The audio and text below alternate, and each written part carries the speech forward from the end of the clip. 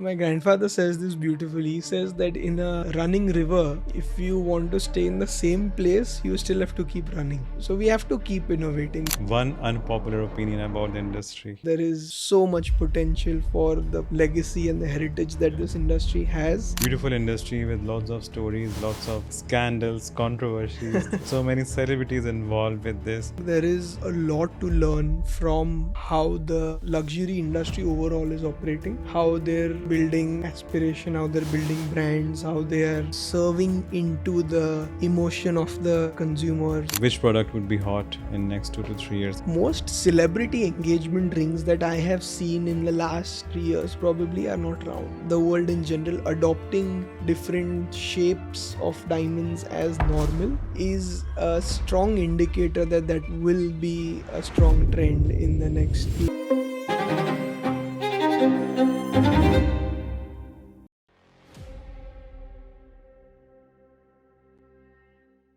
What really comes to your mind when you hear a company which is fourth or third generation? Do you think about sustainability? Do you think they're ethical in sourcing? Or do you feel that they're actually doing justice and value addition to the industry? Today's company is not a new name in the industry, more than 5 decades, and they're already pioneer in technology. They're known for the tracing of the diamonds, and they're few of the first people to get RJC certified.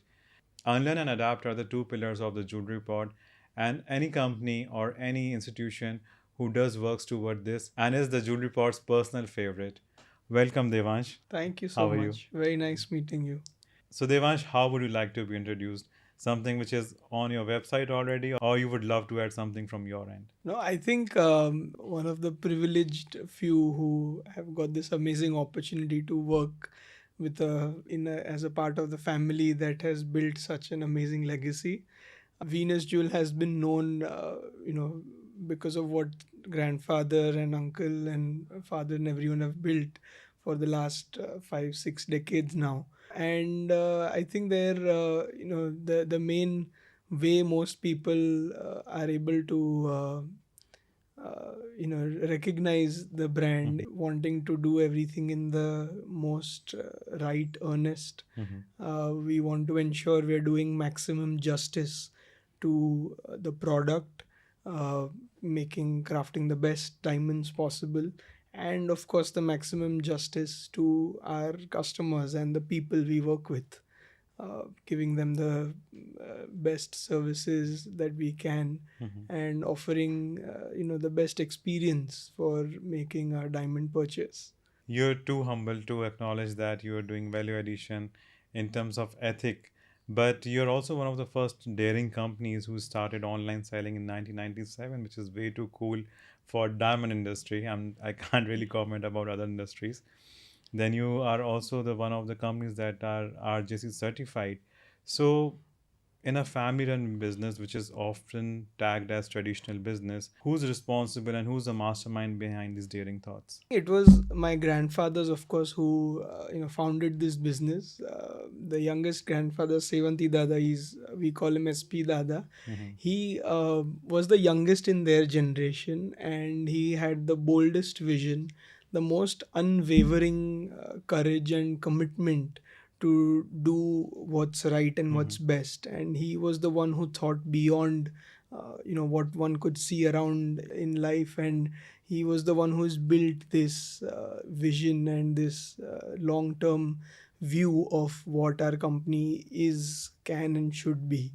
And many small different everyday events are go unnoticed. The larger ones of having probably South Gujarat's first largest server, or hiring software engineers as a part of the company to build an in-house software to work with computers in as early as 1980s, to have the India craft the world's best diamonds. All of these are steps among the very few of the many steps that he has been the bold visionary behind. And it's not just for us or for ourselves as a family, but as an industry he wants and he believes that India and the Indian diamond industry has a lot more potential and a lot more that we can do to contribute to the world's gem and jewelry industry. Honestly, thank you for doing that. Thanks to your forefathers and grandfathers to have that vision that actually we could see. It's a tangible, it's a tangible change and something to be proud about.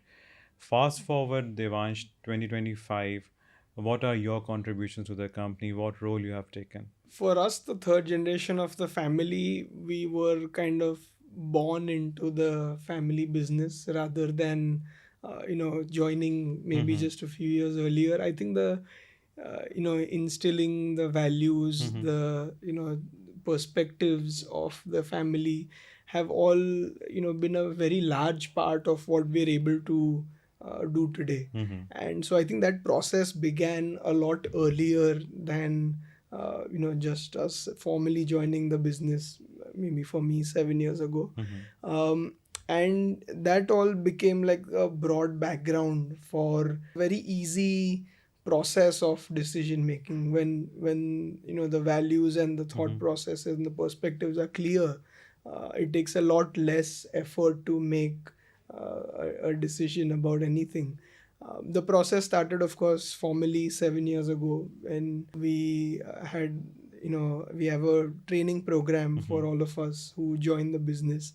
We are required to go through every aspect of the business, right from how we purchase from our suppliers to how we plan the rough diamonds Mm-hmm. and how we craft them, right until how we sell them. So I started in Surat at our factory in 2018, and I went through the whole process of looking at Mm-hmm. diamonds, feeling Uh-huh. so amazing about how beautiful and amazing and so creative Mm-hmm. the product is.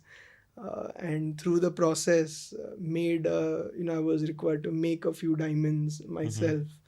I made 5 diamonds, which of different shapes and sizes, to test all the different abilities that I had to acquire before I can take on any Mm-hmm. When you say made, you mean to position. say like polishing or mapping them on computer Everything, the or whole process, okay. from looking at the rough, seeing what is the best diamond that can be made out of this piece, then moving forward to ensuring it is sawed Mm-hmm. in the proper manner. Then I have to myself polish the Mm-hmm. piece right from its original state, taking it through every No. stage into its final step, For how understanding. long you were invested in this process? So because it was new, I took a lot of time. I took, I think, 2 to 3 months Mm-hmm. to make a piece. And I think because it took that much time, I was able to grasp and Mm-hmm. understand so much more about the process Mm-hmm. and the effort that goes in, the wisdom that is needed, the understanding that is needed to be able to craft a Mm-hmm. diamond. And I realized that it's not Mm-hmm. just anyone's job. It takes a lot of Mm-hmm. experience, wisdom, Mm-hmm. understanding of. I'll give you an example. There is this sheet that we use to assess, Mm-hmm. what is the current stage where my diamond has reached, and what are the few parameters that still need to be Mm-hmm. corrected to make it brilliant. And that sheet itself has probably 200 different pieces of data Mm-hmm. that any craftsman needs to understand Yeah. to be able to assess Mm-hmm. where what needs to still be corrected and Mm-hmm. improved in the diamond. And just looking at that sheet in the first instance was like, oh my god, this looks like some job of a PhD person who needs to understand so Mm-hmm. many measurements, so many Mm-hmm. metrics. And that sheet changes for every shape, and because different Yeah. measurements are needed to assess. So that whole process of really understanding how diamonds are crafted was very helpful. That's how we kind of moved to the Mumbai office, where we look after the sales and the marketing operations. And that was actually a stark contrast for me. Mm-hmm. When you've spent 3 months working on a single piece, perfecting every facet and every polish line on the piece, and then moving to seeing an operation Yeah. where 100 of them or 200 of them Right. are shipping out every day without even probably looking at more than 3 4 different Parameters. parameters of the piece, maybe just the 4 C's and a Mm-hmm. few more things. It just feels like all that effort that was Mm-hmm. put in for 2 3 4 months, all just goes away in a But I think that's second. how they qualified and categorized, and that's when the final diamond comes to your office. For my curiosity, Devansh, you have seen diamonds up close, right from the scratch as rough to the final. How advanced technology is as on today in terms of AI or software or computerized systems to check parameters of diamond and expertise of a highest grade polisher. Because diamonds are such a non-homogeneous product, it's not like we're making Mm-hmm. copper pipes where every pipe needs to be the same. You just take in raw material, do the Mm-hmm. same processing on every ounce of copper, and you have the end product.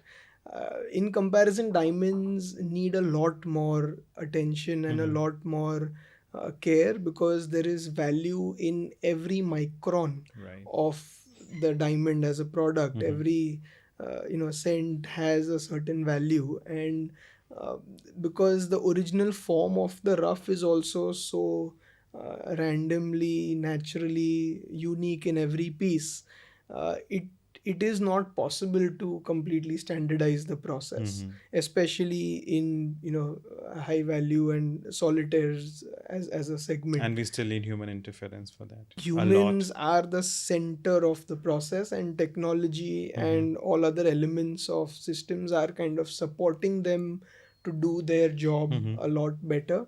But I still think there is no single piece of machine that I see in the near future also that can replace what a human can do with diamond. And Devansh, that you have worked and you also realize that way too many people are involved in a factory in production of one single diamond and barely 3 to 4 people involved in actually shipping and closing the sales at your operation office. But there are people beyond this as well, right? From the mines to the industry, then shipping, then it's coming to India, then further polished, then it is ultimately sold. So it's a whole lot of value chain. How do you feel that? What do you have to say about the whole process of manufacturing natural diamond and how it is adding value to so many people that actually the end user needs to more about it? This is a very human centric process, right from the discovery of diamonds at any Mm-hmm. mining operation anywhere in the world. There is someone who has to be a geological expert, who from where it Mm-hmm. absolutely begins. Some geological expert has to have the understanding and has to take a very large Mm-hmm. bet. Let's spend millions of dollars Mm-hmm. to search this particular piece of land, because there is a potential that there Yeah. may be a discovery of diamonds there. So from that early decision making, going forward to building a mining operation, which in most cases is spread across all over the world, but in mainly in places where people have actually been uh, their lives have been transformed because of the discovery of Mm-hmm. diamonds next to their home. The education around that space, the standard of living around that space, the economic activity in that region. Take any Healthcare. example, healthcare. Take any example of Botswana, Namibia, northwest of Mm-hmm. Canada. All of these places. It's a huge operation, supported largely Mm-hmm. by the local community's active participation. And naturally, that whole region is Mm-hmm. today, for example, remembered because of its diamonds. We remember Australia very fondly for their pink Yes. diamonds. We remember Botswana, for example, very well because of Mm-hmm. its Mm-hmm. strong connection with Mm-hmm. diamonds. Mm-hmm. And so I think that the people right at the mining operation, then coming to crafting facilities like ours, and then even further downstream into the retail world. That is also a very people It intensive is. operation. For an end consumer to be able to decide whether this is the right diamond or not is Not. not a 1 + 1 = 2 decision. It's a very emotional, Yeah. very personal decision which needs someone to help them decide, and needs an expert to help with their understanding of the customer and the product. And the product. And in this whole value chain, if we have to summarize it for the end user Yeah, who's actually not part of the industry, and we want to convey a message to them that how many people are involved in this. There's a miner, and then there's a buyer, and then there's a retailer. There are way too many people in between, but let's forget them for a while. And who do you think holds maximum responsibility in terms of uh, increasing the awareness about the how diamond is originated to begin with?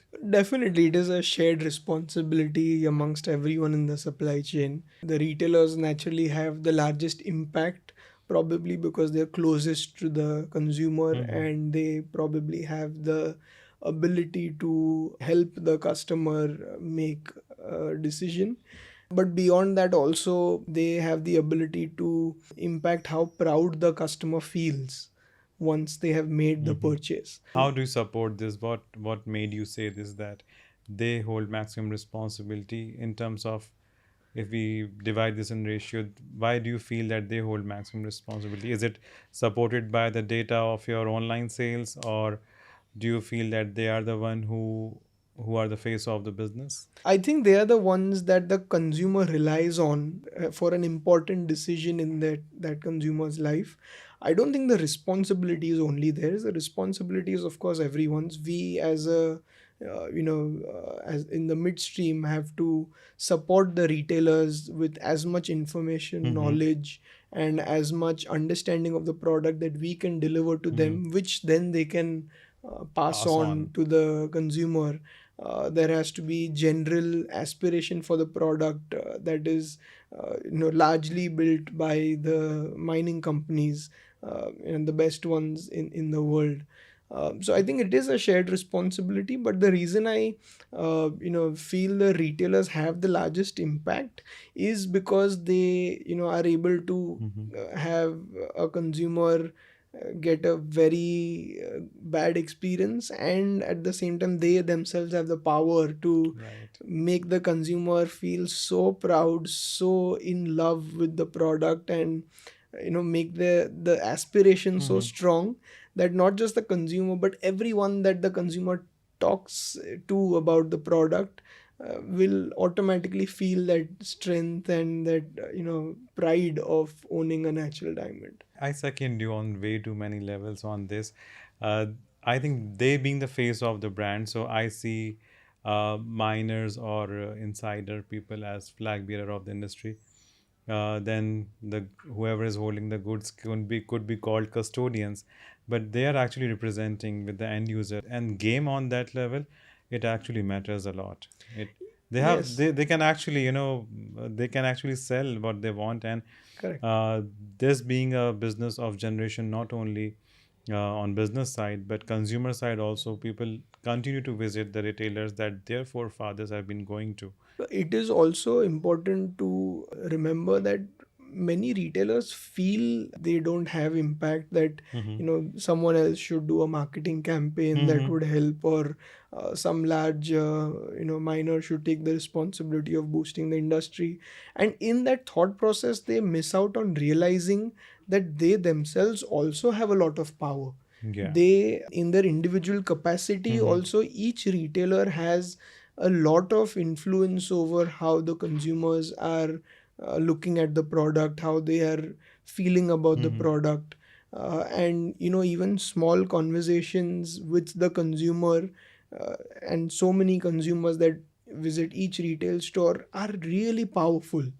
I was recently visiting one of the Indian cities for a retail store visit, and I asked every retailer I visited, uh, how many of your consumers do you think are aware of the basic fact that this diamond takes millions or billions of years to form and then get crafted and reach your hand.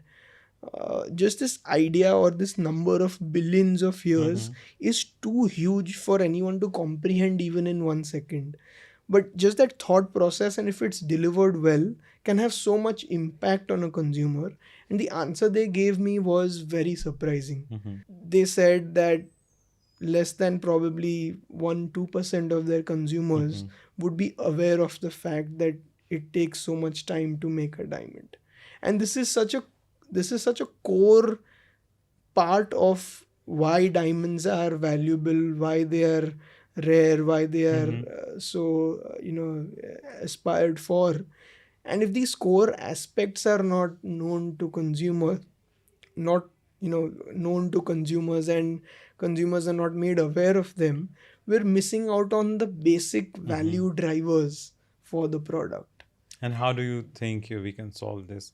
Uh, who should we call in? Who should we rope in for this? I think everyone has the ability to do their 2 cents, and every 2 cents is valuable. We, for example, are shipping out a lot of diamond information documents with each of our pieces. Mm-hmm. A small factoid like natural diamonds are the oldest Mm-hmm. object that you will ever get to hold in your Wow. hand.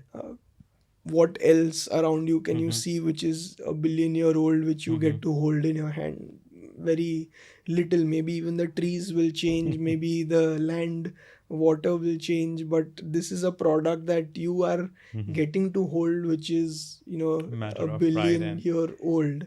it's a So prized possession after yeah, all. so just small factoids like these are a part of our Mm-hmm. diamond information program that we ship small pieces out of with every shipment. And we empower a lot of retailers with different ways of communicating these product information pieces. And we try to do our bit, Mm-hmm. and I don't think it's enough. I don't think we're doing everything we can, so we are definitely doubling down Mm-hmm. on doing all that we can, and that's what each of us has to do, right? So, besides that beautiful diamond that you're shipping out of your office, what other marketing collaterals, like is it supported by some certificate or it is coming along with some AV? The certificate is like a basic item now in our Mm-hmm. field of solitaires. It's like the hygiene factor. It Yeah. doesn't differentiate the product. So what we do is we deliver a few options to every customer. There is something that we call a diamond story report, Mm-hmm. which talks about how many days did it take for this piece to be To crafted. manufacture. What was the rough diamond looking like Mm-hmm. for from which this piece was made? What Mm-hmm. was the weight loss, or how much of the diamond had to be given away before this diamond could Mm-hmm. be crafted? And that's USP of your brand. People know you for your stories Yeah, and how and beautifully you depict that. and we create that in a journey video as well, Mm-hmm. for the customer to be able to see in person Mm-hmm. before, if they're making $100,000 Mm-hmm. purchase, they deserve to know how Yeah. their product was crafted. And we have a lot of different things. We have this thing that we call a matching pair report, Mm-hmm. which talks about when two pieces are bought by a consumer as a pair of diamonds, we deserve to tell them how closely matching they are. It does not need to be a verbal conversation. Mm-hmm. We overlap the wireframes of both the diamonds on top of each other to really express Mm-hmm. how difficult it was to find two pieces Mm-hmm. that were so Actually, close. And you are the lucky one who is to own getting them. two diamonds that are so close to each other out of millions of Mm-hmm. diamonds that couldn't fit in that match. So a lot of these information points that we deliver with to a lot of our Mm-hmm. customers. As a supplier, I would really applaud you guys for reaching to this level and actually understanding that this is how you can value add. But do you think same ways or what you did in past would be actually practical down the line 5 years, or have you different kind of approach for that? I'm asking you because you guys have seen your past. You guys have been daring enough to see 20 or 30 year ahead of times. Hmm. I have some hopes from you to, actually put some valid answers to this. My grandfather says this beautifully. He says that in a running river, if you want to stay in the same place, you Mm-hmm. still have to keep running. Mm-hmm. Otherwise, the river will, take you away in a different place. So I think it is definitely essential to keep knowing the pulse of what the consumer feels, what they would Mm-hmm. like to have, understanding the trade challenges that Mm-hmm. there are, and also constantly looking out for Mm-hmm. opportunities which are still not filled well, or unfulfilled opportunities, and ensuring that we deliver every way possible. So we have to keep innovating. we Mm-hmm. we are looking at this phase as kind of reinventing Mm-hmm. the diamond experience for a consumer, and maybe that phase will be achieved in a few years, and maybe there's another thing we need to build after that, maybe something related to Mm-hmm. metaverse. God knows where the world will go, but we have to keep ensuring we're Mm-hmm. relevant, we're in with the trend, and looking out for what's next. And in this regards, what Venus is doing as one of the pioneer in the industry, what are your steps to be ahead of the curve? I think what we're doing, one of the things we're doing is we're focusing a lot on the light performance part of the product. Mm-hmm. We realize that maybe in the 1990s was when probably the 4 Cs and those basic few things became very popular and standardized. Uh, and thereafter, a few other things such as fluorescence, Mm-hmm. or some shades of colors that became the new standard for diamond discussions. I think the next few years will be a lot about the actual light performance Mm-hmm. of the piece. I don't think just triple X certificate does enough justice to uh, describe the individual Mm-hmm. light performance of the particular diamond. When you say light performance, you mean to say refractive index and Yes, the brilliance, the sparkle, the scintillation, the spread of the contrast between the dark mm-hmm. areas and the light And you see this areas. as one of the major factors down the line Yeah, to yeah, I think, for example, fancy shaped diamonds, non-round diamonds don't have any particular standard right now mm-hmm. in the world. There could be diamonds that perform very well for light, and there could be Mm-hmm. diamonds that don't, but there is no one measuring it. There is no standard measurement, at least, how well a diamond is performing with light. So we've introduced a lot of different internal analysis of the light performance of each of our pieces, which we deliver information for every piece. And I think we've just got started in that Mm-hmm. direction. There is a lot more that we can do, and that I believe is, for an end consumer, really something that they would like to know, Yeah, right? How well is my diamond shining? right. Their current understanding of it is just, is this double X or triple X? And I Mm-hmm. think the world will move from there to a lot more, a little more detailed Mm-hmm. understanding of whether there is the right strip pattern of contrast and brightness in the piece. And I think probably that will be a phase that our industry could introduce a new standard Mm-hmm. for in the next few years, and we're trying to ensure we're there when we need to be. From end consumer point of view, what do you think which product would be hot in next 2 to 3 years if you can come? Most celebrity engagement rings that I have seen in Mm-hmm. the last 2 years, 3 years probably, are not round. Mm-hmm. And I think that's a trend that is catching on very, strongly. There are so many end consumers even today who don't look at any diamond other than rounds, because they consider it to be the gold standard for Yeah. solitaires, at least. And I think these celebrities and the world in general adopting Mm-hmm. different shapes of diamonds as normal is a strong indicator that will be a strong trend in the next few years. We're already seeing shapes like pears, emeralds, radiants, ovals gain a lot more popularity in the last 2 to 4 years than they had earlier. And I think that will be something that will extrapolate into a lot more fancy shaped diamonds becoming popular, getting the fame and the love that they deserve, for because they need a lot better craftsmanship Yeah, actually they in do that. comparison to rounds where every side has to be the same. But in every fancy shape, in pairs for example, so many different things that need to be right for the pair to sparkle well. Devansh, on popularity chart, how you can rank them? Because and I'm not telling you to say it from the internet point of view. You have very well idea of what's selling because your more than 60% of sales is coming online. Yeah. So what's hot right now? Like what holds first position in terms of popularity? Emeralds and radiants and ovals, these three have now become much more popular than they were, and they've kind of become like a normal shape now. I hate the word fancy shapes because it makes it sound like it's something abnormal, Yeah. but actually they are a very normal thing now. So I think those are some of the shapes that are already doing well.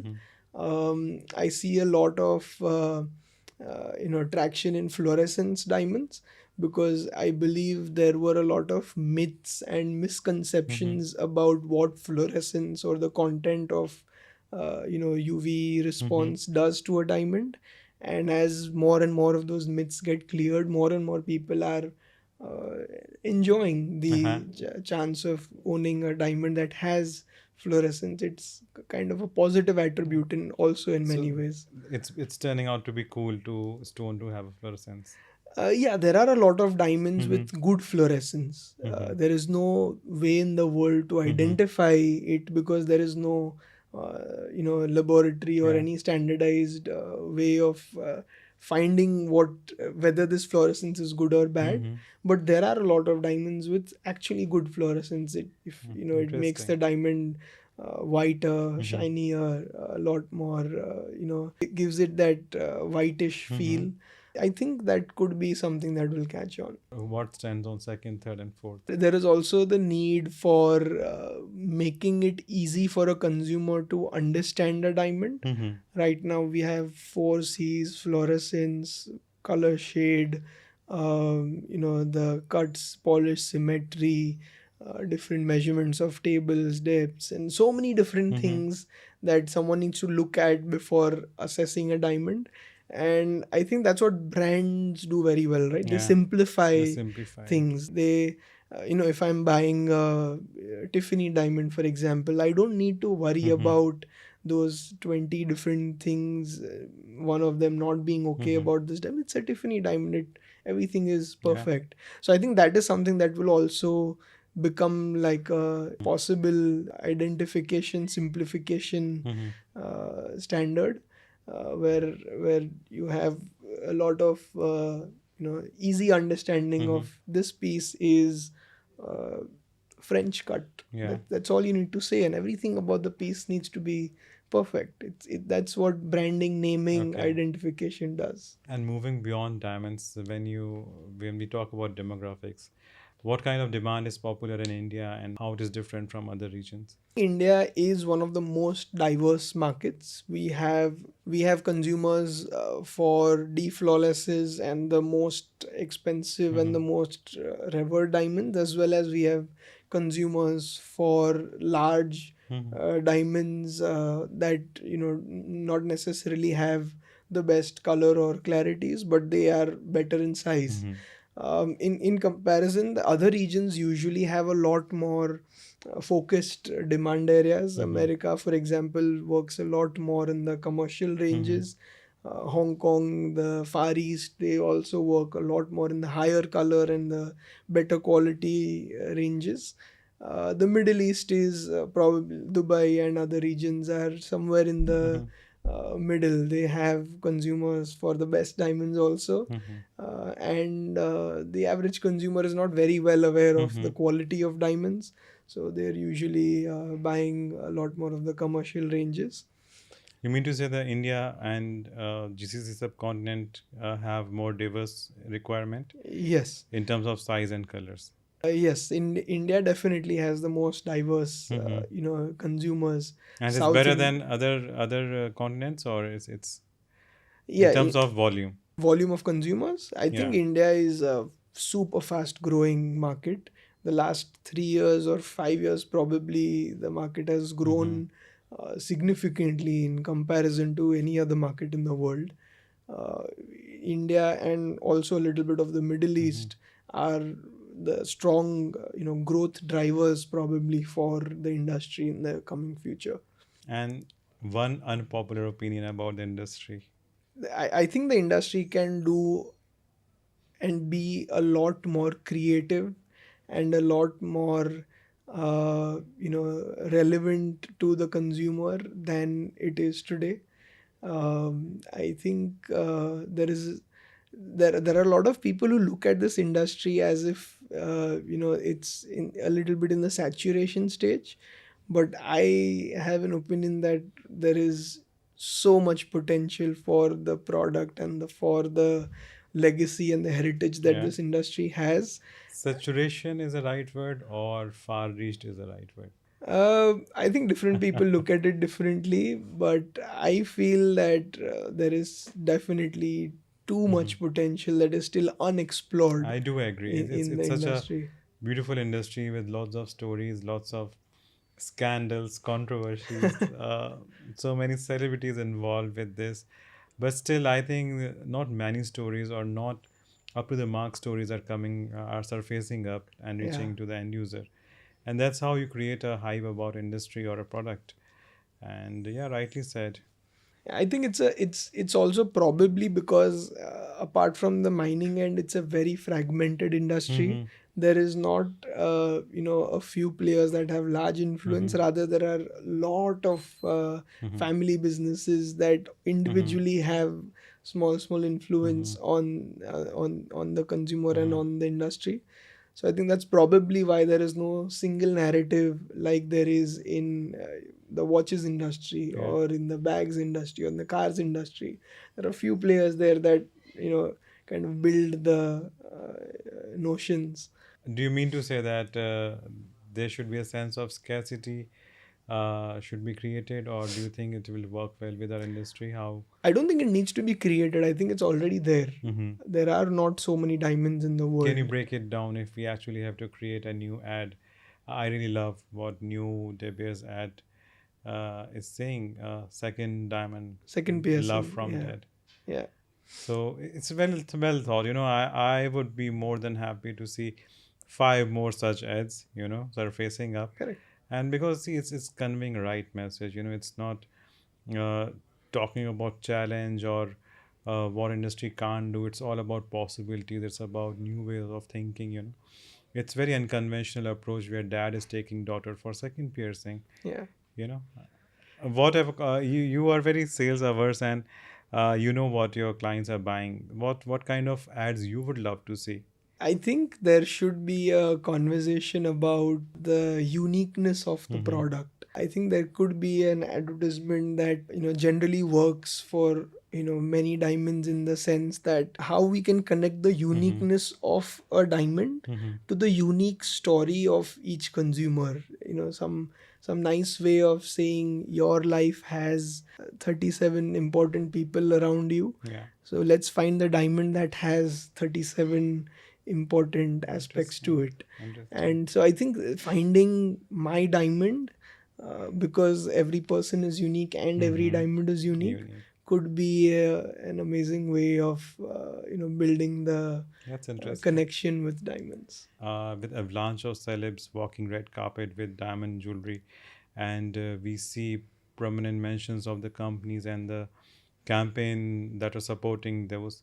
Do you think it is a right narrative for the industry in terms of gaining more popularity? I'm not saying that they're any less popular, but we still need to be known and heard by more and more people. Yes, we have to be relevant and we have to be where the consumer is looking for Mm-hmm. us. We won't have the consumers chasing us. We have to, if the consumer is Mm-hmm. watching cricket more, then we need to ensure that we're there. If the consumers are, our target Mm-hmm. consumers, if they are more tennis watching Yeah. consumers, then we have to be there. We have to be Yeah. wherever the consumer is looking for us. How we can reap the best benefits? Do you think advertising with sports would be good for the industry, or advertising with celebrities would be good, or do you think influencers can do justice? I think every different way of building the product aspiration, or just reminding the consumer of what the product is helpful. Whether it's a sports person, Mm-hmm. whether it's a celebrity, whether it's influencers. Uh, this is a very large industry with a lot of different activities happening under it. So I think there is space and there is need for doing everything and not picking one over the other. You're rightly taking care of the marketing of the company as well. What would be your action steps, or how your approach towards coming years? There is definitely a need for appropriate brand identity building. Uh, we don't want to become a part of a sea of Mm-hmm. companies that there are. I think every company should be recognized for its own individual ability, its own individual capabilities, and I think that's something that we've not done too much of in Mm-hmm. this B2B space of the diamond trade.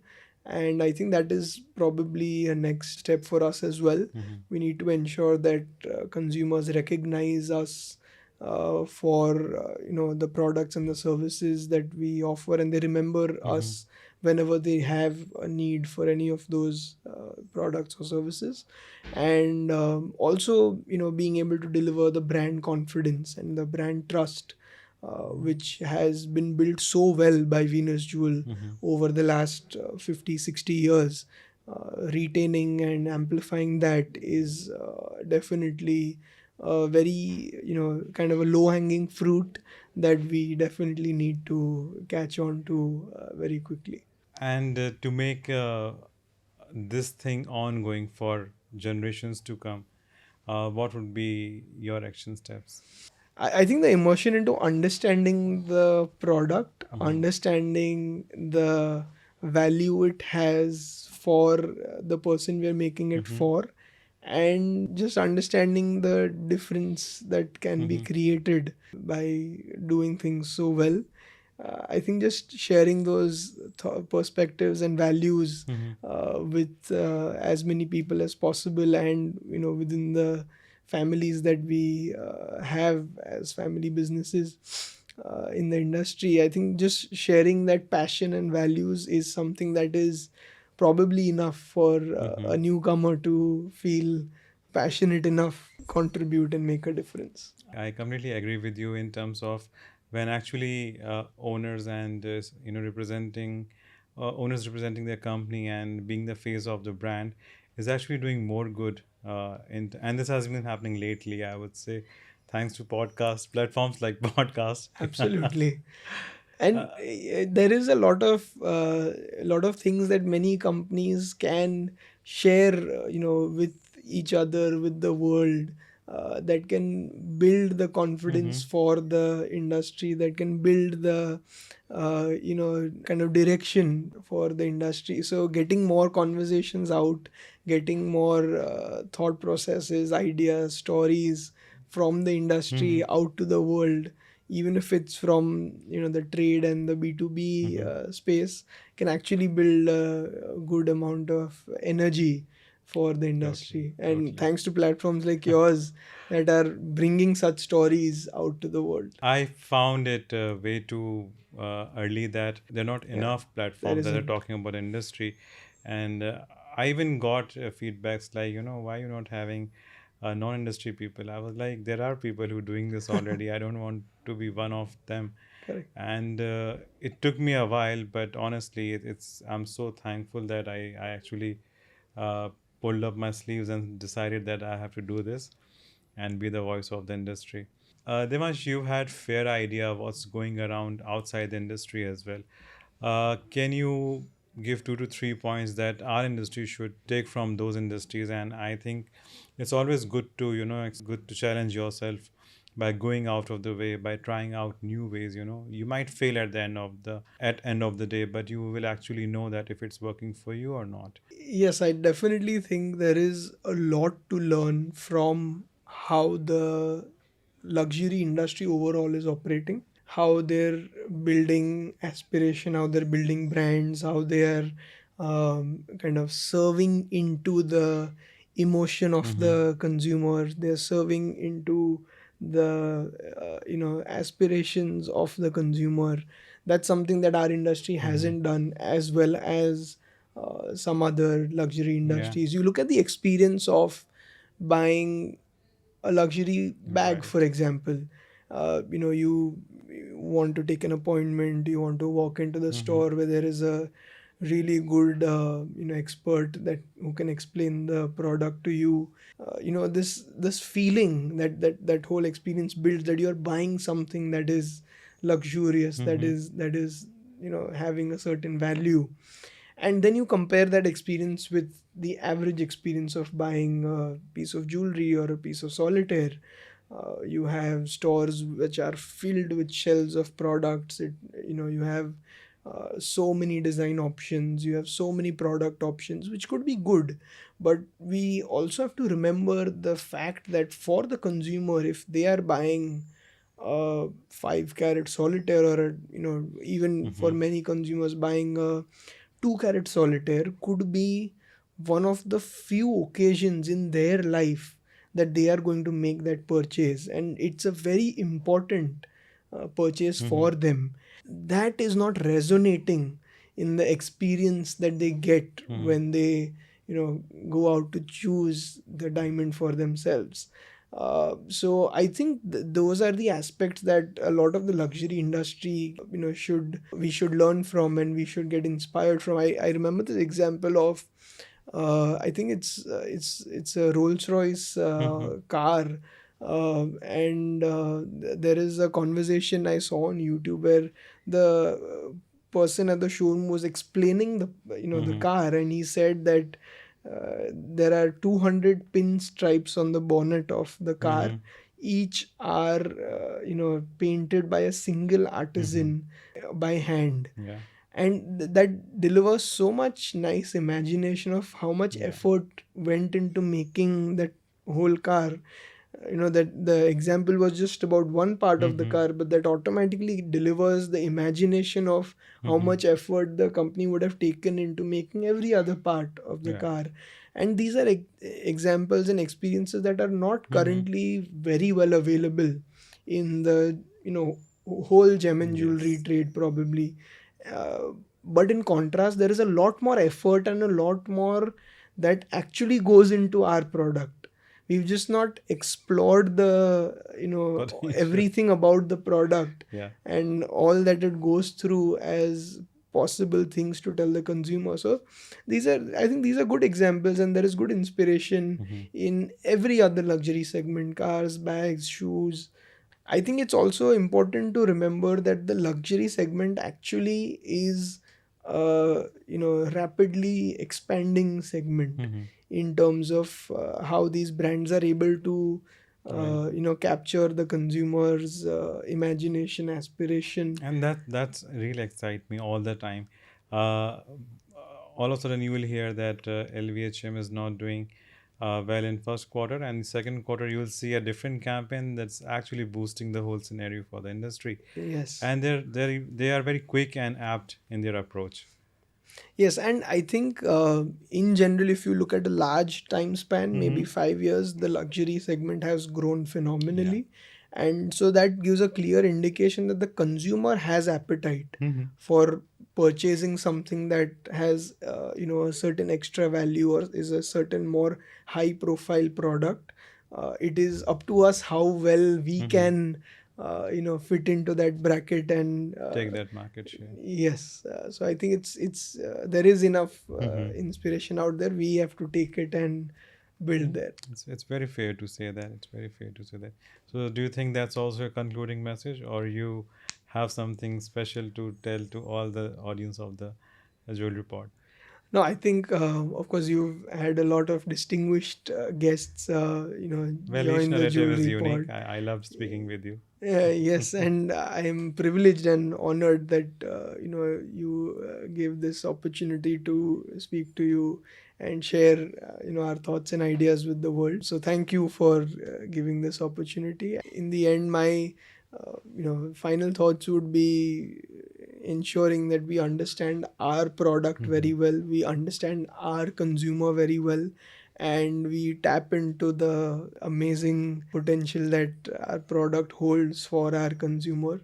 And if we have those two things kind of we laser focus on, I don't think there is any reason to worry or any reason to feel short of scope I for truly things to agree. do.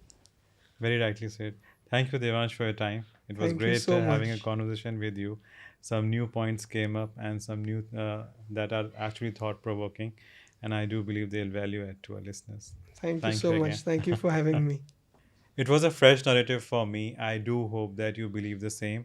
And if not, it's not necessary to agree what we just said. Share your disagreements in the comments. Let us know in the comments what could have been added to this conversation. We actually value your opinion.